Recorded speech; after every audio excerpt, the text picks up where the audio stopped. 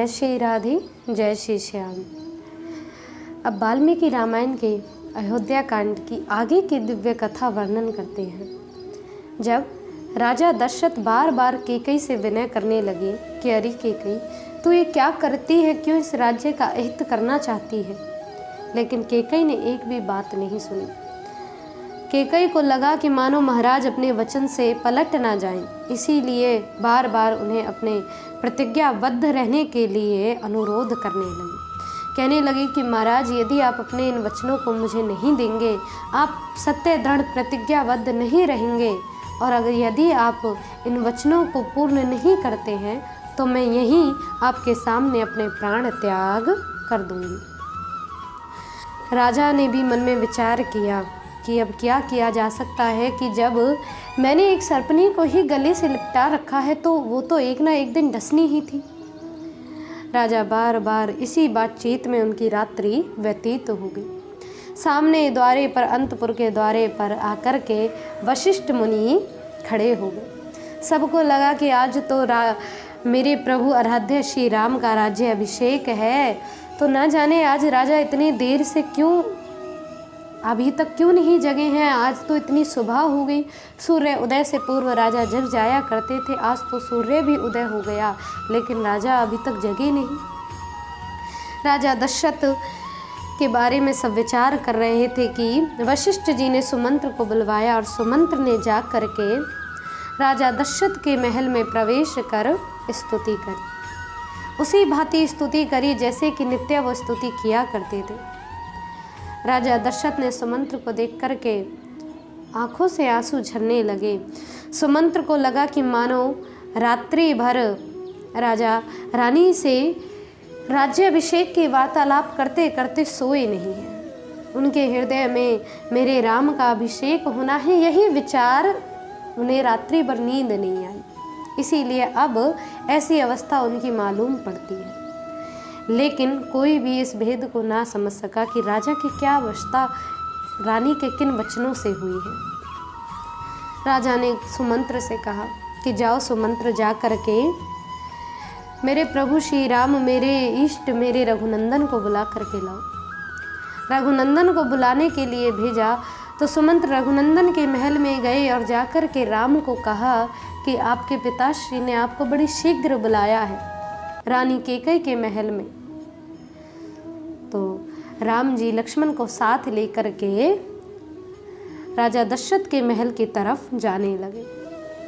मैया सीता मंगल कामना करती हुई प्रभु चिंतन करने लगी। इधर जब राम जी मार्ग से जा रहे थे तो सभी दास दासी आनंदित हो रहे थे। राम जी को देखते हुए बड़ी प्रसन्नता मना रहे थे कि आज तो जिस समय को देखने के लिए आंखें तरस रही थी, आज वही समय आने वाला है, मेरे राम का आज अभिषेक होने वाला है। जैसे ही महल में प्रवेश किया, कैकेयी को देखा और अपने पिता की ऐसी दशा को देख कर के प्रणाम किया, माता को प्रणाम किया। राम जी को देखते ही राजा दशरथ के आंखों से आंसू झर पड़े। ये देख करके राम ने माता से पूछा कि हे मैया कैकेयी, ऐसा क्या कारण है जो पिताश्री की ऐसी अवस्था है, आपकी ऐसी अवस्था है। कैकेयी ने कहा, कारण क्या है, तुम्हारे पिता से अपने देवासुर संग्राम के समय दिए हुए 2 वचन मांगे और उसी के कारण तुम्हारे पिताश्री धरती पर लेट करके ऐसा कुरूप बनाए हुए अपने सत्य प्रतिज्ञाबद्ध ना होने का अनुरोध कर रहे हैं। राम जी बार बार पूछने लगे कि मैया आपने ऐसे क्या वचन मांगे हैं, आप कहिए, मैं उन वचनों को पूर्ण करूँगा। तो राम जी के अनुरोध करने पर मैया कैकेयी ने जब उन्हें ये सब बताया, रानी कैकेयी ने दोनों वचनों के बारे में कहा कि जो सामग्री तुम्हारे राज्य अभिषेक के लिए जुटाई गई है, उसी से मेरे पुत्र भरत का आज राज्याभिषेक हो जाए। ये बात सुनकर राम जी तो बड़े प्रसन्न हुए और बोले कि मैया, आप जानती नहीं कि मेरे हृदय में कितनी प्रसन्नता हुई है। मैं तो स्वयं चाहता था कि मेरे भाई भरत को ही राज्य मिले, क्योंकि वो मुझसे अधिक श्रेष्ठ है।